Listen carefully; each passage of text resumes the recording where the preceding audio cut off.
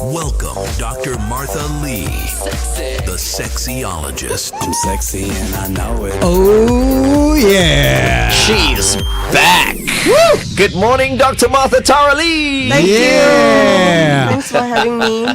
Thanks for joining us. And also just want to remind everybody this entire session is going to be streamed on our Facebook as well as our YouTube channel as well. We encourage you to log on, watch the stream so you can see our handsome, sexy faces and also in the comment section so we can get your responses. And most importantly today, we can get your questions. Right. Yes, I think that's going to be very interesting. You can ask Dr. Martha Lee anything you like. Yeah. Okay. I spoke to some of our KISS fans actually last weekend. I met some of them. And I have to say that the majority of them like this segment a lot. There are a few who are a little bit conservative. You know, they're like, when we listen in the morning and some of the things you talk about, make us blush. I'm like, okay, as long as it just makes you blush, but please don't complain. Yes, please don't. This is a professional that we have here, okay? Absolutely, we take this very seriously. Sexologist, that's right. And That's also, it's so uncommon for this topic to be talked about on air. Let's change the climate of Singapore so that we are more open-minded. Absolutely. Now today, we're obviously going to be covering all sorts of questions. We don't have any one particular theme that we want to cover, do we? Is there something that you wanted to bring up though? I thought we can cover all kinds of topics that especially men are interested in covering since we have two men today. Okay, all right. I mean, if you want to remain anonymous, trust us, we will not mention your name, okay? But keep those questions coming in. Absolutely. Okay, first up, Brett, I do want to turn your attention to a study. In fact, I've seen this pop up on my social media quite a number of times. I don't know if Instagram is trying to tell me something, but it says, a study shows that a lack of sex destroys relationships faster than cheating.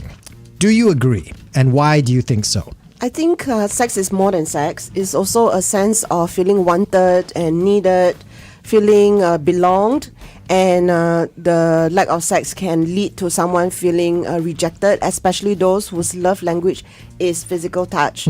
So when it hits them, it affects their self-esteem, their self-worth, then the loneliness can be devastating. Yep. So in a way, when the partner starts to shut down the communication and starts to have more distancing, in a way, yes, it can be more damaging than cheating because there are also different degrees of cheating. Oh, does that mean like one party might actually prefer if their partner cheats than if their partner just stops giving them sex?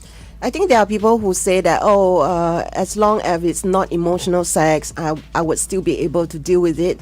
Not that it's any better, but I feel that a lot of women actually feel extremely betrayed when it goes into emotional cheating. Wow. Okay. Do women enjoy sex as much as men? Not everybody, but women are perfectly capable of enjoying sex even more than men. What's the difference between men and women in terms of wanting to do the do? I think a lot of times it depends on our body, like our biology, because men tend to have more testosterone. So it's true that I have a lot of clients, they do come in saying that they are sexually frustrated because they have a higher sex drive.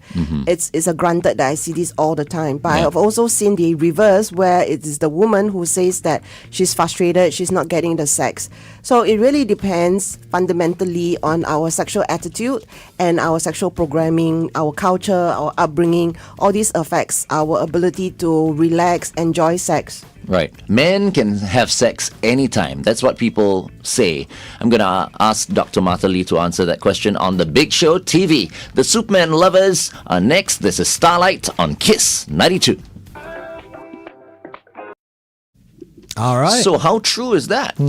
Because I don't think it's true. I don't think it's true. Yeah, I do know of a lot of clients who feel that men who feel that it's very uncomfortable to just jump into it. So I would think that they are more the emotional type where they really need to feel the connection.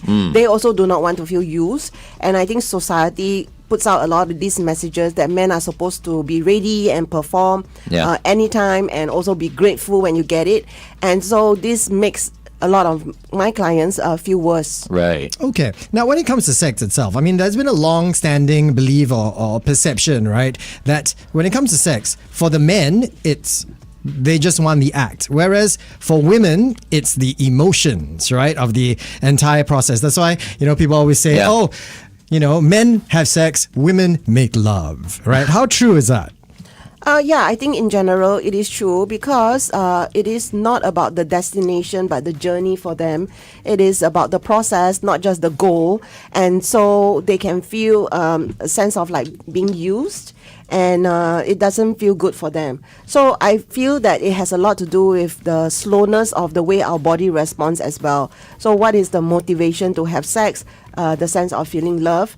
And if they're not getting it, then they don't feel motivated. Okay. Keep those questions coming in right now, okay? On Facebook. You're looking at the Facebook questions, right, Yes, Tim? in fact, Benjamin, not so much a question, but a comment. He says, men can have sex without knowing her name. Well, it's okay. I don't remember their name either. No, it's very important. You should at least know her name. But I mean, that's true, which is why I was asking Martha just now. I'm like, is it true that men can just go to bed with anyone, at will? I think, because we're talking about women who need more of an emotional connection and all that. I do believe that men need that emotional connection as well. However, men, when they see a girl and they are attracted to the girl, they can then be turned on in a way a woman who is just into emotional connection cannot. Do you get what I mean? Yeah. It's like I think a man can be turned on a lot easier than a woman. However, I still feel like men need that connection as well in order to feel turned on. But in general, though, I mean, do you think that a guy can look at a woman, be attracted to her without even having a conversation, and just because he's appreciating the view, immediately know, I want to do this person, right? It's very possible, I think, Dr. Martha Lee.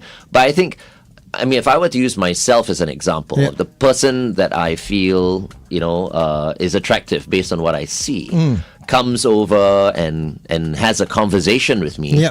If that conversation doesn't stimulate me, I think my feeling would change. No matter how physically attractive you found this person. Yeah. Okay, do you think that's the same for women, or women need more? They're not just, attracted to abs, before they decide to go to bed with someone, they'll be like, he needs to be funny, he needs to be intelligent, we need to have to be on the same, physical, intellectual level. Yeah, I always say it depends on the time, space, and circumstances, because women are also capable of being on the prowl. They are also capable of looking for a casual encounter, and it just depends on the headspace. So I feel that when you meet someone that you're physically attracted to, sometimes it can be fall into lust, and also the attitude of conquest, but what you just said about men generally like faster to heat up, faster to get sexually aroused, excited, tends to be true. So there is this maybe an ongoing joke that women are like ovens and men are like microwave. In reality, once they get excited, I think there's a part of the brain that actually gets activated, and so they just really go for it. It's a little bit like a hunter just going for what they want as quickly as possible. Right. Okay. Right. So let's talk about long-term intimacy, okay? Because obviously I don't want to call them triggers, but the things that would turn you on are going to change over a period of time. Maybe the first time you start dating somebody, this person has to check all these boxes. But you know what? The second, third, fourth, fifth time, it could be different. Last time I didn't need emotional connection. Now I need emotional connection. Last time, I just look at the body, I look at what she's wearing, and I'm like, woo! Now, what kind of joke she tells? Does she feel me? Does she understand me? How does that change over a period? Because obviously we talk a lot about how couples, right? At the very beginning, they're going at it like rabbits, right? And then after a few months, they get married, and then suddenly it just disappears. I think that is the part where the foundation of the relationship is there. They call it the honeymoon phase, and different parts of the brain does get activated when you fall into attraction, and then you get to know the person, then you go into a deeper kind of love.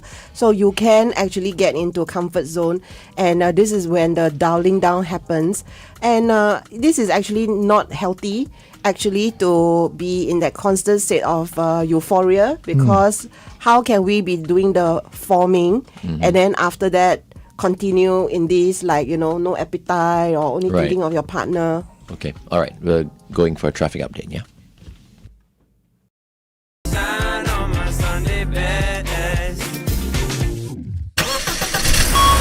Kiss 92 traffic. On the BKE towards PIE, a vehicle has broken down after the SLE. Opposite direction, BKE towards Woodlands, another breakdown after Mandai Road. TPE towards the PIE, vehicle breakdown after Punggol Road. Wow, the tow trucks, plenty business this morning. SLE towards CTE, accident after Yio Chu Kang Road, congestion all the way to Lentor. We're back on The Big Show and The Big Show TV with our sexologist, Dr. Martha Tara Lee. Once again, thank you very much for being part of The Big Show, Martha. Thank you. All right, so today we're talking about, once again, sex and relationships, and we're inviting you to send in your questions for Dr. Martha Lee. Earlier on The Big Show TV, we Yep. were talking about, what was it? Long-term relationships. Yes, long-term relationships. In fact, we were just talking about comfort zones, right? And we hear that, obviously couples, you want to be comfortable with each other, right? So comfort zone can be great, I suppose, when you understand each other, when you are vulnerable with each other. But from a context of intimacy and sex, is comfort zone a bad thing then? Because, once you get used to each other, then, no more sparks, no more excitement. So life is so much more than, of course, sex and relationship. We have our work, our career, and our hobbies, our interests, and many other things going on in our lives. So when you have a state of stability in a relationship, having had the commitment, it can feel that, okay, I can just relax now. And that's when people get into what we call comfort zone. So think of it like it's not a sprint anymore, it's actually a marathon. And because you know that your partner is in it for the long haul, sometimes, yes, there are people who get lazy, take things for granted, take their partner for granted, and focus on other things. So are they still emotionally available to their partner? I don't think so. A lot of people that I know of, they become emotionally withdrawn, especially when there are conflicts and fights, and that's like causes a lot of problems. Okay. I feel like, there's always this term that comes out, right? And I talk to my friends and all that. It's always there's always tomorrow. Okay. Initially, and we were just sharing a little bit before we started the show today, that when you're first in a relationship, you're courting, right? Yeah. You don't really know if this person is in it for the long run, but you're just chasing tail. You're like, every Right. opportunity you can get, we got to make the most of it. But then maybe you start getting into a long-term stable relationship. Maybe you Yeah. get married, right? Yeah. And you also feel like, if today not so convenient, there's always tomorrow. Yeah. There's always tomorrow. And obviously, look, those who become parents, that window of free time that you have just with each other, it becomes smaller and smaller and more unpredictable, right? Yeah. And with each time you say there's always tomorrow, before you know it, months may have gone by. Right. Before you were intimate. Maybe years even. Maybe. Yeah. I think, I don't know how you feel, right, Martha, but I do feel like, most couples who have issues in terms of like sexual issues and all that, right, are people who don't communicate their wants and their needs. Yeah. Like, I personally feel like it's beautiful being in a marriage, settled down, comfortable, a successful marriage. Both parties are doing well in their careers and all that. But the only thing that's not happening in the relationship is physical intimacy. Yeah. And the reason for that being, and they will bring it up like, both parties are not really happy about it. I feel that in a relationship, it is very hard for both parties, especially if in a long-term relationship, for both parties to be in the mood at the same time. Yeah. Like, for example, a guy might come home one day or at night before they go to bed and he's in the mood, but she's not in the mood, and then he doesn't get what he needs. Yeah. You know what I mean? And vice versa. It could be the other case and as vice well, versa, right? Yeah. right? Because it's not, sometimes the guy, as I said, who's been in a relationship for a long time, in a marriage for a long time, he can't get turned on just like that as well. So what would the solution be then, Martha? Let's say if one party, let's say the guy is in the mood at that moment and would like some, but the woman is not and says, no, I'm not in the mood tonight. Is that one of the reasons why most couples have issues when it comes to intimacy? Yeah, so the thing is, all things considered, when you're in a long-term relationship, the chances of this difference is going to come up more because just more time has passed and Yep. you are together for a longer period of time, and life does get in the way. Yep. And so it's a very real thing that when women are stressed and tired, they just don't feel like having sex, and then there's a lot of effects that happens around our menstruation as well. Then there's household chores and caregiving of children and elderly and so on. So it's very rare actually for both people to be in the right mood at the right time. It's very, very rare. So this is why there's this argument whether we should schedule sex. So yeah, when there's blame and angriness around things and sulking, actually what happens with a lot of women that I know of is they blame themselves and they just go through duty sex, and that's not nice for anybody because yes, they want sex, but then they are not getting the quality of sex as well. So Okay. there's no enthusiastic consent. Okay, let's go back on the Big Show TV, and I think let's talk about how we can maintain a happy relationship, maybe without sex, without Oh. the pressure of having sex. It is 8:23.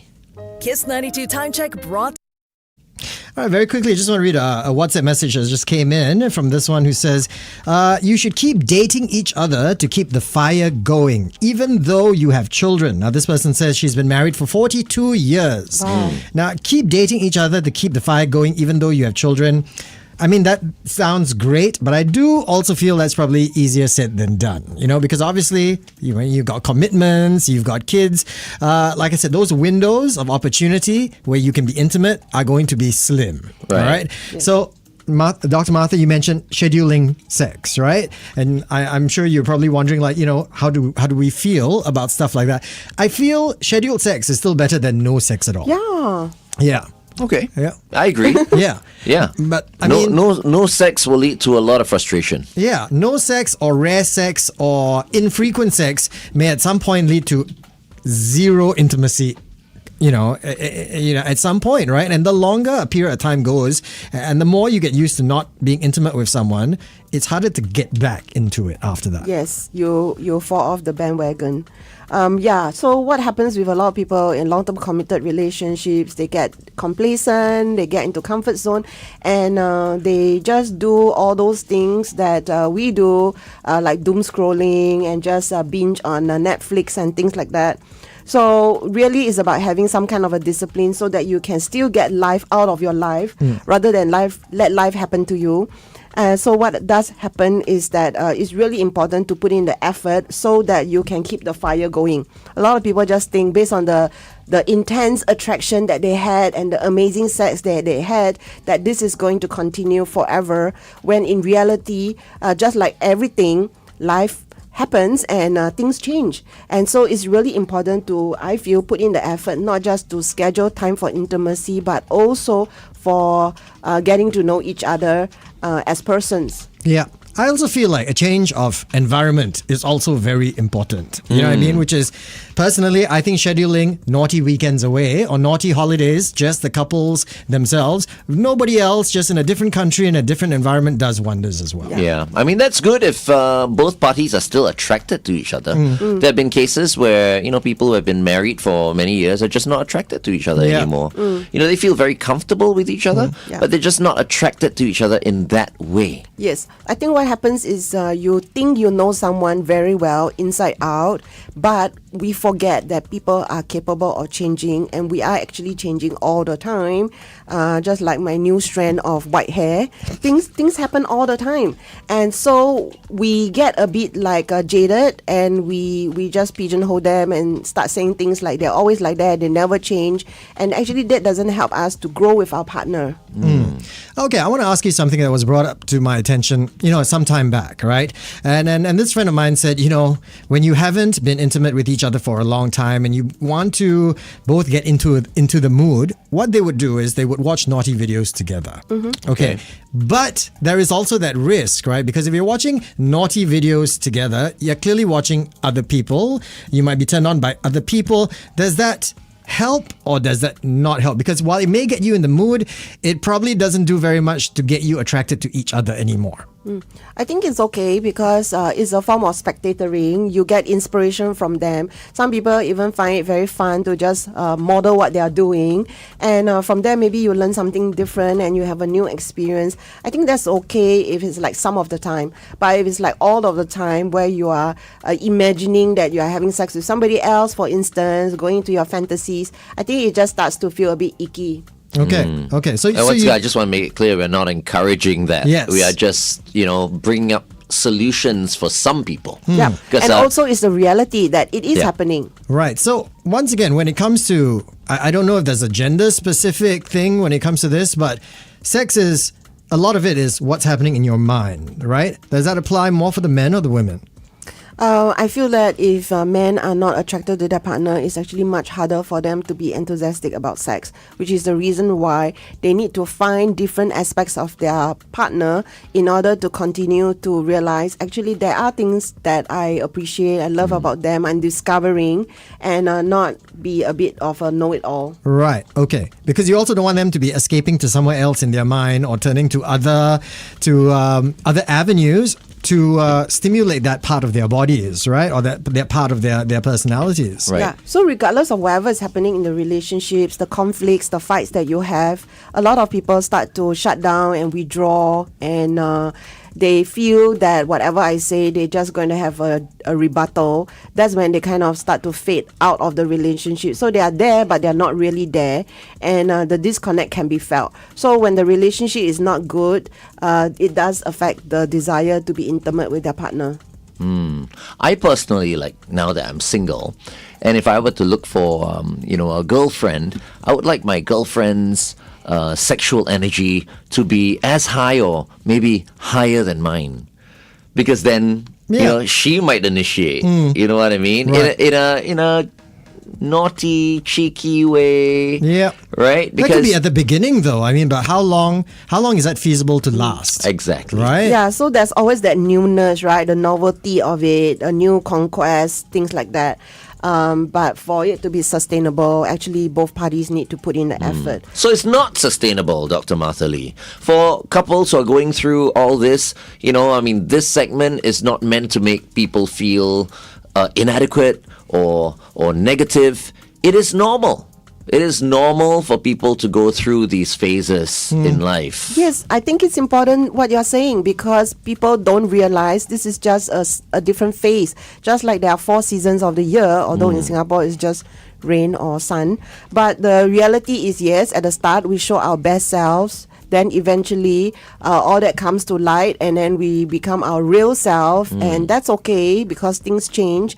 And the worst thing is when things become nasty and then they show their worst selves. Yeah. Right. Okay. So one should not blame his or her partner. Yeah, take ownership for how you're feeling and just be honest and vulnerable. Unfortunately, there are also people who are conflict avoidant, who have dismissive personalities, Right. and they are just used to sweeping things under the carpet. And that one is the hardest, because you can't make someone change or be more open when they're not willing to. I have a feeling they're just angry with themselves, actually. Whenever they have arguments with their partners, they are just frustrated with themselves because there are things that they cannot make themselves say to their partners. Yeah.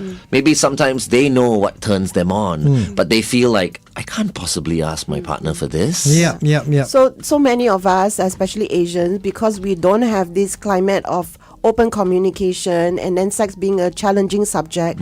So it becomes even more difficult, where a lot of people are trying to communicate by hinting, and then their partner just not getting it. Okay.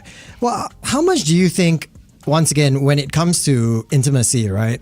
I think a lot of it is also resentment, right? Like I've heard this a lot, whereas guys find it harder to accept that things have changed since the beginning, all right? Whereas obviously women can be more accepting. Oh, you know, we're in a different place right now. We're in different stages of our lives right now. Whereas a big source of contention for men, at least I'm hearing this more from men, is that, oh, but last time, you know, your energy was so strong. You know, you were up for it all the time. And then now we're together, you're not the same person anymore. And that leads to a lot of resentment.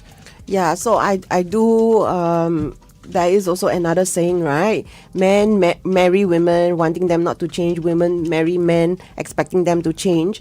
I noticed, including for myself, is that women tend to be on this quest of lifelong improvement. And so it's very surprising for them that not all men have the level of ambition that they expect their partner to have. So when it comes to sex, it's the same thing. They actually expect things to evolve, like you said, but their partner, usually men, they don't. They want things to stay the status quo. Because that's the reason why we got together with them, right? I mean, a lot of times when you find a partner, clearly they checked all the boxes, you like everything about them. I mean, I can only speak for my personal experience. You know, I don't date someone thinking who they could be. I date them and I choose them based on who they are right now. Right. And so, you know, I hope, right, and to some degree I expect, I don't know how realistic that is, for them to stay that way forever. Exactly. Yeah. Exactly. And I think that's the case for most people. Yeah. I mean, when they get married, right, it's the thinking of like, I want you to be mine and mine alone. Yeah. You know, but there's so many reasons why people get married. Yeah. People get married to start a family. People get married to get a flat. You know, here in Singapore, right? But do people get married to be lifelong sex partners?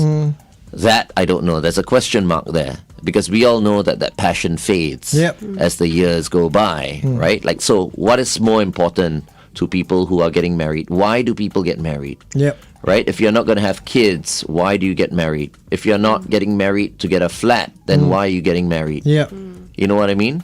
Because I think a lot of the time, you know, if you talk to a couple who's not physically intimate anymore after like 5 years, for example, you know, then they start to like question themselves. Like, Right. why did I get married? Yeah. You know? Yeah, But I yeah. do think that for many couples who got married for a reason, like to have a kid or to you know, I mean, actually start a family and get a home, you know, I think that's the big picture there. Yep. Okay, let's go back on there. Trust. Online at straitstimes.com. Kiss 92. I listen all day. My favorite station. We love it. Kiss 92. Turn it up. Kiss 92 traffic. All right, on the roads right now. Remember, it is peak hour in full effect. PIE towards Tuas, accident after Bedok North Avenue 3, avoid lane 1. SLE towards CTE, another accident after Yio Chu Kang Road, this one causing congestion all the way to Lentor. KJE towards PIE, heavy between the PIE Tuas exit and Sungai Tengah.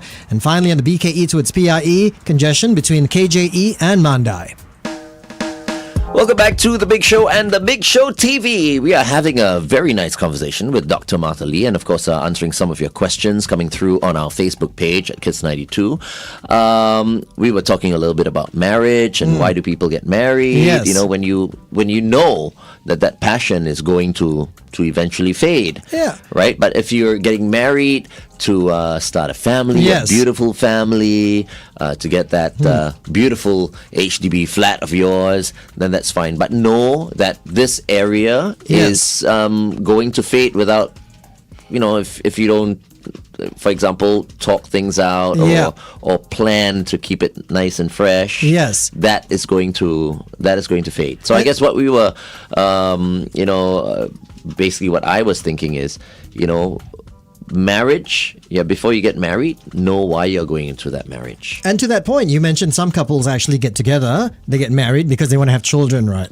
So in that aspect, do you think I don't know, maybe I don't want to say for men, for or the women, that maybe sex is a means to an end. So for instance, if they wanted to have children, they were like, okay, we're getting it on because we want to conceive, right? But once the child comes into the picture, you get that child, it's like, all right, well, mission accomplished. And then now we no longer need to have sex anymore. Yeah, I think it can definitely affect their sex drive. I think we are also forgetting those people who get married so that they can have a child and the BTO and all that. But then, to their surprise, they cannot get pregnant when they want to. So it is, unfortunately, sometimes it's really like a roll in the dice because you never know what are the other complications that can come out with people having fertility challenges. But yeah, marriage is not just about kids for sure, because for me, I feel it's a very sacred ceremony.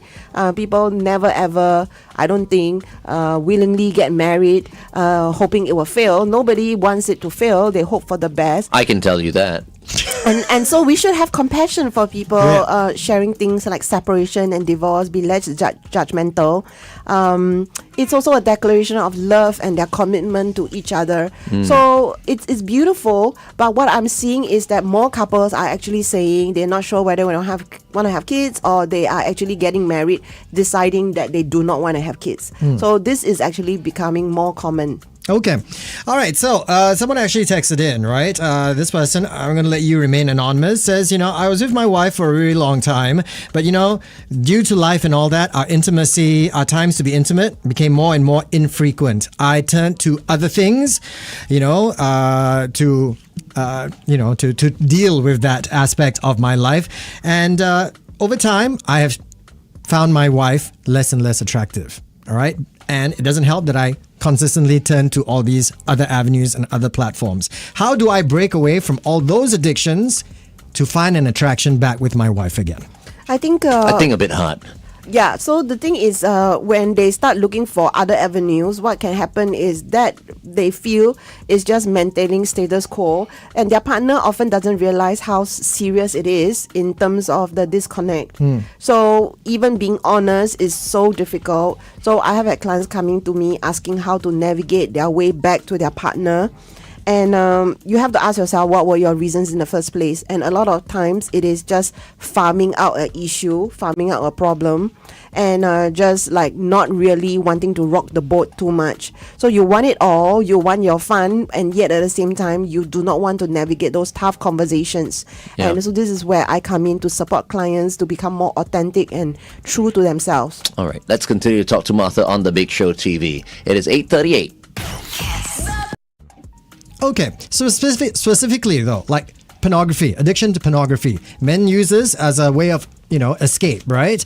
Whether or not they need to deal with themselves. I think right? they just watch it and they'll play with themselves, and then there's that release, and then they're like, okay, Yeah. I'm all right now. But unfortunately, because of things like that, and they're always turning to pornography, right? Yep. They stop looking to their spouses Yep. to help, fulfill that need of theirs. Because maybe their spouses have stopped looking at them. Yes. So, it can go on for a long time. Like, okay, since my spouse is not asking for any Yeah. physical intimacy, and I'm not going to go out there to cheat on my wife, this is the only solution. And I can get it solved in 1 minute or 2 minutes. Yeah.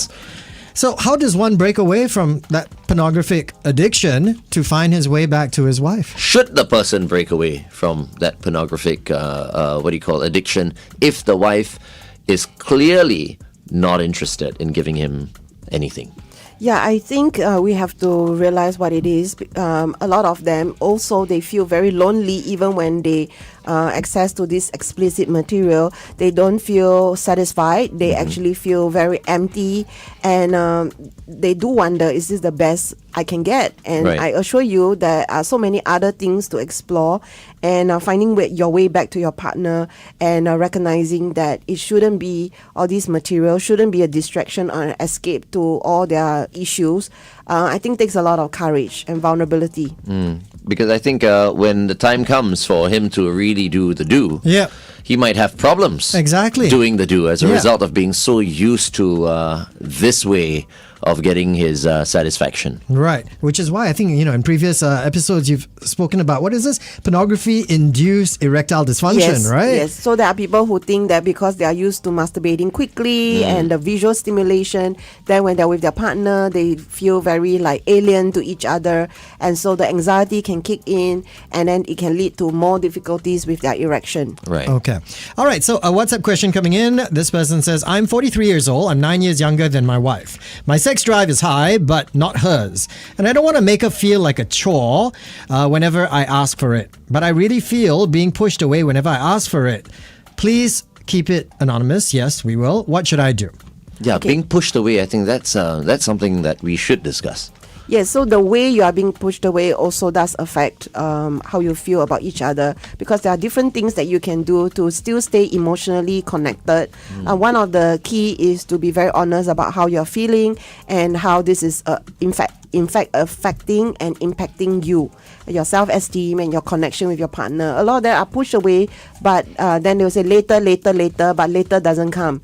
So it's important to really be very honest and ask them, I've noticed you've been saying later or no, not now, Yeah. for a very long time. What actually is going on? Like, to actually have the courage to say that is the first step to being honest with each other. Yeah.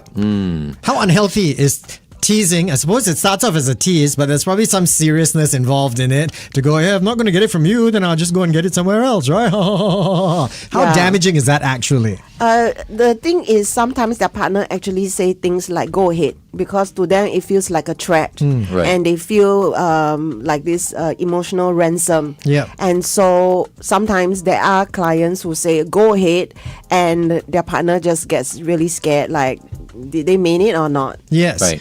And how damaging is the word no? I mean, for both guys and girls, right? yeah. I mean, sometimes the guy might want it, and he would ask for it, Yeah. and the wife will just say no Yeah. without any explanation Yeah, whatsoever. No, and vice versa. Yeah. Should that ever happen? So there are hard no's, like no, less in no, just no. Yep. And then there's softer no's. So being able to explain why is very important. So for me, Mata, I created this 24-hour rule. If I'm in a relationship and I have a partner who wants intimacy, and for whatever reason I do not want to say yes, rather than get angry and go through the motions, I would try to address it within the next 24 hours. Oh. So it could be after a nap, it could be in the morning, but within the next 24 hours, I would offer some kind of intimacy. You can call it a substitute or some other ways. But what I'm trying to do is to let them know you said what you want, and I am trying to meet you even if it's halfway there. Yeah. Right. It's compromise and it's effort, and I think that's probably something that's very, very well appreciated. Right. Then by that time, the person is not in the mood already. And that's okay, because I You put it offered. out there. Yes. I put it out there. Yeah. I'm addressing it. I'm trying to meet your needs, because I would of course also explain why it would be a no at that moment. Yeah. And see, I like Dr. Martha. She's Yeah. solution-based. No, that's good. right? That's really, really Yeah. good. I Well hope done, Doctor. I hope Kiss fans who are listening, would take that, Yeah. as one of the ways, and of course, respect towards each other, very, very important. Yes. as Yeah. well. Because if you were to go within the 24 hours and offer some kind of reprieve, like you just mentioned, Yep. and the person turns around. Forget it lah. Last night I was in the mood. Now I'm not in the mood already. Yeah. That's horrible. Yes. Yeah, but I would choose not to take it personal, because it's true that we feel different at different times. So when I suggested this, I have clients who say, ha ha ha, I don't need 24 hours, even 48 hours, 72 hours, but at least something. Yeah. And I mean, bro, earlier on you mentioned how damaging is the word no, right? I think to some degree, a lot of it, will affect a man's pride. Okay. I think nothing emasculates a man more, right, than when he feels he's got to beg for sex. Because he's with someone he wants to feel Yeah. the same way women want to feel wanted, you Yeah. know? Men want to feel wanted But as well. especially men. Men love it when their women initiate it. Yes. Because then we know that she wants it Yes. right now, right? Yes, they want us. And that is kind of a turn on. Yeah, right. So I mean, when you then after that feel like, why every time? I mean, okay, initiating is one thing, lah, okay, but why do I have to plead and beg and I have to coerce you Right. into doing something? You should also want to do this because you want me, right? Yeah. Yeah, so the thing is, it's not what you say, it's the way you say it. And definitely the sense of love, belongingness, and safety is very important for a relationship. They want to feel that they have their back Okay, protected. one moment. Yeah. Well, just I think do let's traffic. go on air and ask that question Yes, again. yes. I'm sorry. Kiss 92 traffic. On the BKE towards PIE, vehicle breakdown after Dairy Farm Road. Upper Thompson Road towards CTE, accident after Ang Mo Kio Avenue 1. If you're around that stretch, avoid lane 3. And on the PIE towards Tuas, an accident has occurred after Burdock North Avenue 3. Welcome back to The Big Show and The Big Show TV. Every time we have Martha with us, we feel like we don't have enough time with her. But we were asking a very interesting question, to Martha early on. Tim? Yeah, like, I mean, I guess this can really apply to both men and women, but obviously because we're guys, we can only speak from our perspective, right? It is very emasculating when you feel like you have to beg and you have to plead for intimacy because at heart, we want to feel like, man, right? We are attractive. Our women want us as much as we when want our women them. jump on us all the time. Yeah. Yeah, so the feeling of being wanted is so primal. We go out there and then we put ourselves on the line. We work so hard. Maybe we get scolded. And then there are also certain jobs where you are braving the elements of nature, the sun, the rain. And you come back home and that's your safe haven. You want to be loved. You want to be accepted. And especially if you are the primary breadwinner, you want to feel that you have provided and you did a good job. Yeah. So imagine being rejected in that way. So it's not just what you do, but the way you are saying it is very important. And sometimes you just feel hurt, but you actually didn't give your partner the feedback that actually that really, really hurt me. So it takes courage for us to say these things because it makes us feel weak. And men don't do that. And so it's really important that we have the courage to do that. And which is why I always encourage my clients to speak up, we rehearse how they can communicate. We do role plays so that they can live a more authentic life. Something just dawned upon me, right? It's not just enough, I feel, for a guy that his woman wants him as much as she used to. If anything, once you get married, now you've provided, you've raised children. Yeah, more successful than ever. Exactly. If anything, In the best shape of our lives. if anything, sometimes. everything that we have brought to the table since we first got married should make you want us even Yeah. more It's like, than you did before. Man, we're so much more attractive right now. I mean, you don't want a piece of this? This is the only piece of meat you should ever want. Yeah, so when not only do you not want, as much as you wanted before from us, but now you don't want anything at all, that's very painful. Exactly. Yeah. I'm overlooking your stretch marks and everything. It's like your cellulite. Okay, bro, don't bring that up. Okay. Don't bring that up. Right, yeah. Yeah, there's so Martha's much not laughing, to sorry. it. No, it's true that we get complacent. Then there's hormones, aging. There's so many things going on. People who get sick, and it's very, very difficult to navigate all your desires and get everything. And unfortunately, we are also putting a lot of pressure on our partners to have our best life possible and have everything in one person. I think is also very, very challenging. So being realistic that this is life and you are not that special to not have all these things happen to you. Awesome. Okay. Unfortunately, we have run out of time. Yes, but once again, I think because this was mentioned when we were on Facebook Live on Yeah. Big Show TV, I would like Dr. Martha to once again reiterate this on radio for those who missed out on that. Give us the Martha 24-hour solution once again. What does that If mean? you get rejected. Oh, right. yeah. Yeah. So I have a 24-hour rule where if my partner approaches me for intimacy, physical intimacy, I would, and it's a no for me, I would offer some kind of alternative if possible, if not possible, within the next 24 hours. So it's my way of showing that I've heard you, I care about you, and that's me putting in effort. acknowledging, beautiful. Yeah. right? Reciprocating, compromising. I think that's great. Yeah, man. Yeah. I think that's fabulous. Next week, I think we should talk about perimenopause. Yes. Because there are some people who are telling me, like, women who are going through perimenopause don't know they're going through perimenopause. But I find that very hard to believe. I mean, Yeah, you're I'm going through going something through like it. that. Yeah. Are you really? Yes, Oh, but look yes, at you. yes. So Okay. smiley and still so. Fake you it know. till you make it. Also, something I want to ask next week, okay? Maybe everybody can try and guess from now till then, but I want to ask you about the signs that someone is sexually repressed. Okay. Okay. All that happening next week on the Dr. Martha Tara Lee show. No, cannot. Our show, we still need to put the big show first. Okay, the big show featuring Dr. Martha Tara Lee. Thank you so much, Martha. Thank you. See you next week, okay? See you. All right, up next, Glass Animals. This is Heat Waves on KISS 92.